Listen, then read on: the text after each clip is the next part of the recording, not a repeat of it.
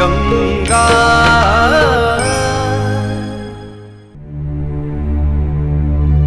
अम्मा, कार्तिक भैया भाभी और उनके माता पिता आ गए। आ गए? हे भगवान, सब अच्छे से निभाना। तुझे क्या हो गया है?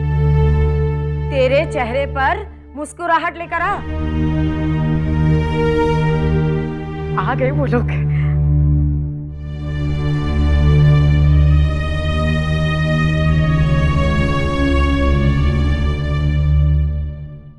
नमस्ते नमस्ते। अरे कैसी हो बहू रानी?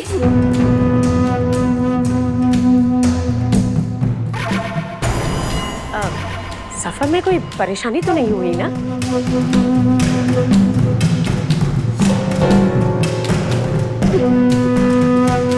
अम्मा, जीते रहो बेटा।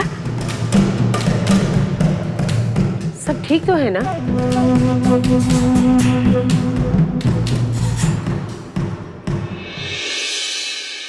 भैया, कितने दिनों के बाद आ रहे हैं भैया? आपको पता है हमें आपकी कितनी याद आ रही थी? हमें भी तेरी बहुत याद आती है चुटकी।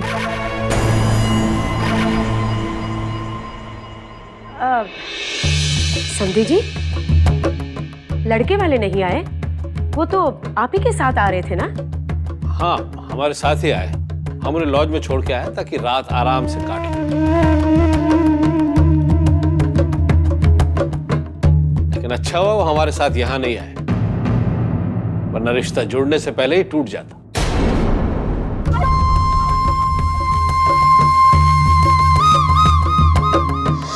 लेकिन अच्छा हुआ वो हमारे साथ यहाँ नहीं आए, वरना रिश्ता जुड़ने से पहले ही टूट जाता।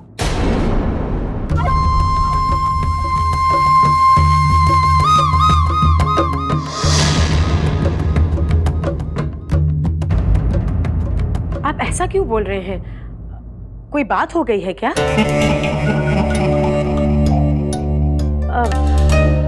आप सबके चेहरे पर इतनी नाराजगी क्यों है? क्या बात है?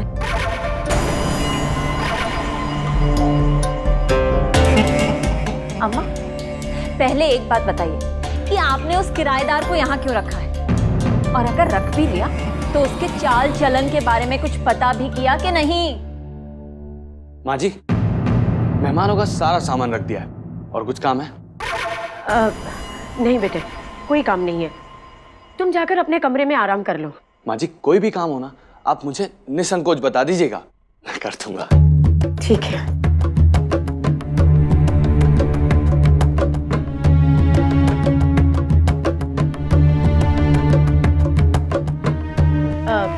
आप लोग पहले हाथ मुंह धो लीजिए और आराम कर लीजिए।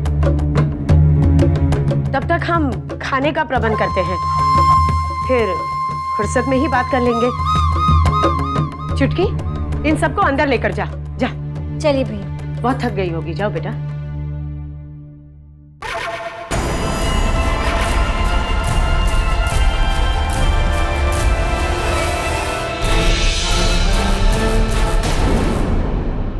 अरे उन लोगों को कम से कम ये तो बता देना चाहिए था कि कितने रुपए मिले हैं, है ना पापा जी?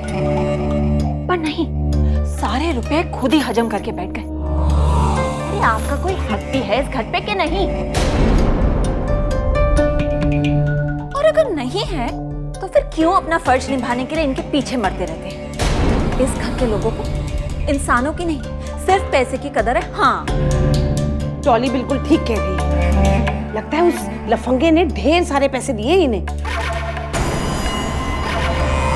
और पैसों ने इनकी आंखों पर ऐसा पर्दा डाला है कि इन्हें ये भी दिखाई नहीं दे रहा कि घर की जवान लड़की उस लफंगे के साथ क्या गुल खिला रही है। देखिए दामाद बाबू, ये रासलीला यही रोकनी होगी, नहीं तो ये शादी तो होने से रही। शादी तो टूटेगी ही, लेकिन जो बदनामी होगी ना सो अलग। बात कहें दामाद बाबू, कोई भी गैरतमंद आदमी ऐसी लड़की को अपने घर की बहू नहीं बनाएगा। हाँ, देखिए जी, आप कन्हैया लाल जी से कह दीजिए कि ये शादी नहीं हो सकती, क्योंकि गंगा ने अपना जीवन साथी चुन लिया है। राम राम राम, देखा नहीं रात के अंधेरे में किस बेशर्मी के साथ उस लड़के के साथ इतनी करीब खड़ी थी। छी छी छी। अब आप कुछ बोलते क्यों नहीं है? अरे बेटा, ये कुछ नहीं कहेंगे, ये बहुत सीधे हैं ना, कैसे कहेंगे? अरे वो कहावत नहीं सुनी क्या, सीधे का मुंह तो कुत्ता भी चाट जाता है। अरे दामाद बाबू, आप नाराज?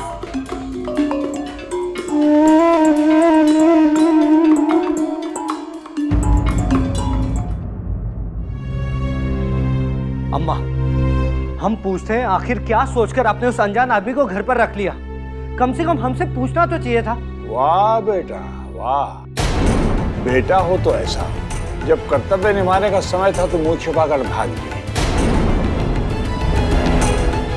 और अब अधिकार जताने का समय आया तो सीना फुलाकर खड़े हो गए यहाँ पे। किस अधिकार से सवाल पूछ रहे हो तुम?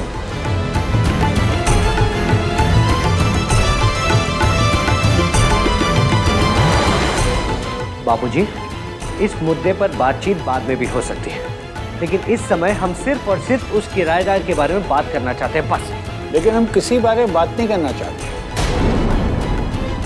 तुम्हारे किसी भी सवाल का जवाब नहीं मिलेगा यहाँ। ये अधिकार तुम खो चुके हो।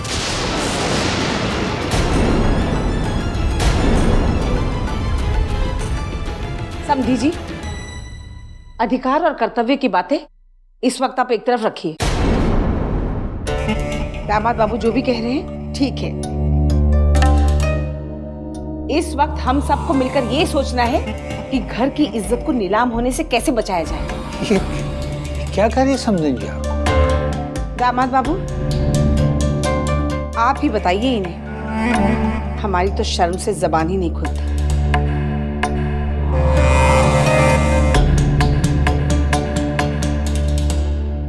बाबूजी, गंगा का उस लड़के के साथ प्यार का चक्कर चल रहा है।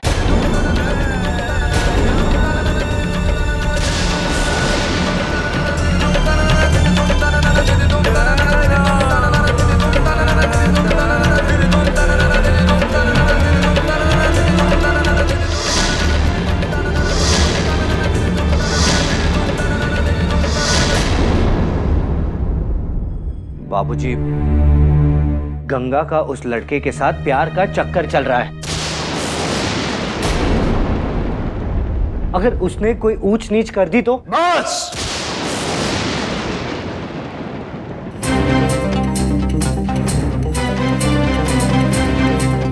अब गंगा के बारे में एक भी शब्द मत कहना। हम उसके बारे में बहुत अनर्गल बातें सुन चुके हैं, लेकिन उसके चरित्र पर अगर किसी ने लांछन लगाए तो हमसे सहन नहीं होगा।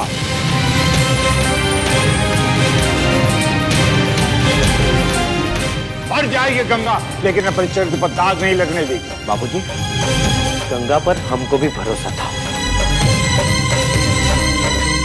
मगर हमने अपनी आंखों से इन दोनों को साथ में देखा है, और दोनों में करीबी इतनी थी कि देखने वाले की शर्म से आंखें झुक जाए।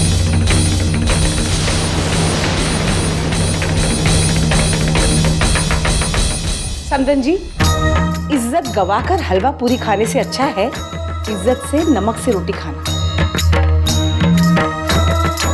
वैसे कि लालच में आपने उस लड़के को किराए पे रखा ना, ये बहुत बड़ी भूल की आपने। अब उस भूल को जल्द से जल्द सुधारना होगा, वरना ये गंगा कहीं मुंह दिखाने लायक नहीं छोड़ेगी हमें। ये क्या हो गया आप लोगों को? घर पर दो जवान लड़कियां हैं, ये जानते हुए भी आपने उस लड़के को घर पर रख लिया। उसे अभी के अभी इस घर से निकाल दीजिए। वो नहीं जाएगा यहाँ से।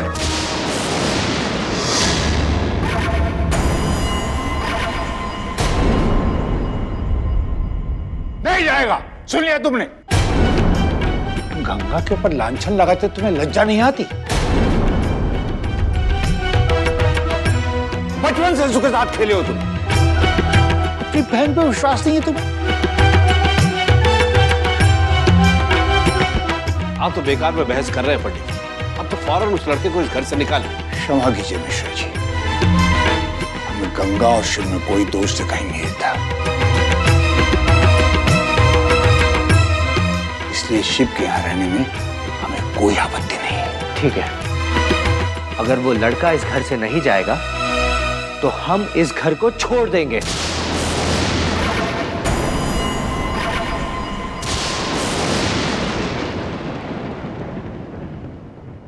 तुम्हारी इच्छा बेटा, जहां जाना चाहते हो चले जाओ।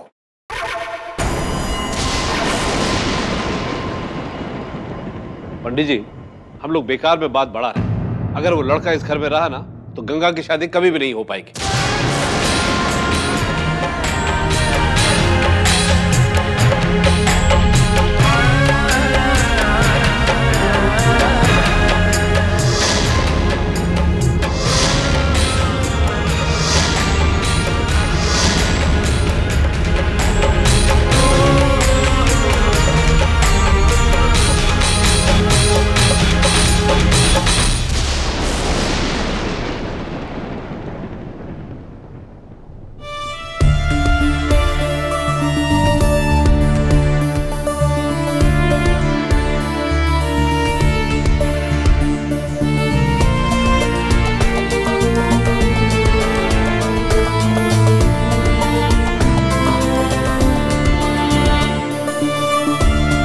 शिव,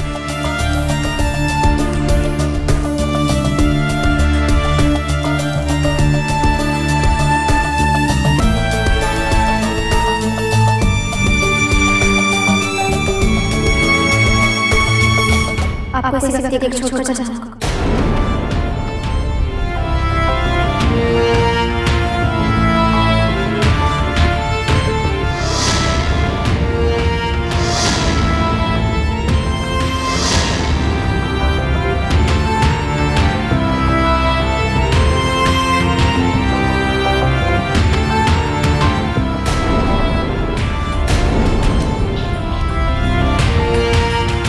हम आपसे प्रार्थना करते हैं शिव, आप अभी इसी वक्त यहाँ से चले जाइए। आप नहीं जानते, आपका यहाँ रहना किसी को अच्छा नहीं लग रहा, इसलिए कृपा करके आप अपने लिए कोई दूसरी जगह ढूंढ लीजिए शिव।